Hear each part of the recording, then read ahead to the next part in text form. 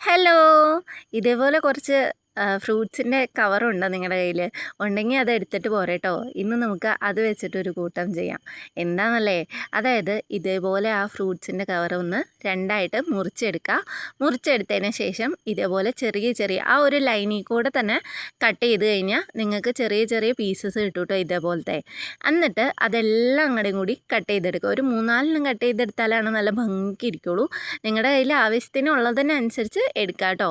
അത് കഴിഞ്ഞ് അതൊരു റബ്ബർ ബാൻഡ് ഇട്ട് സെക്യൂർ ചെയ്യുക. പിന്നെ അതിന് ശേഷം അതിൻ്റെ മോൾ ഭാഗം ഒന്ന് ലെവൽ ചെയ്ത് കട്ട് ചെയ്യുക.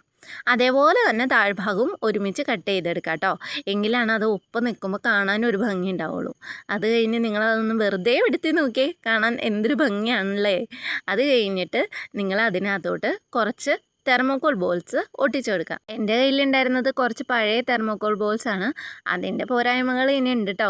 നിങ്ങളുടെ കയ്യിൽ ഉള്ള നല്ല തെർമോക്കോൾ ബോൾസ് ഒക്കെ ഉണ്ടെങ്കിൽ അതെടുത്ത് ഒട്ടിച്ചു കൊടുക്കുക. വേറെ എന്തെങ്കിലും അതിനകത്തോട്ട് വെക്കാൻ നിങ്ങൾക്ക് ഇഷ്ടമുണ്ടെങ്കിൽ കുറച്ച് പൂക്കളൊക്കെ കട്ട് ചെയ്തൊക്കെ വെക്കുകയാണെങ്കിലും നല്ല ഭംഗിയായിരിക്കും, നിങ്ങൾ തന്നെ ഉണ്ടാക്കിയെടുത്തത്.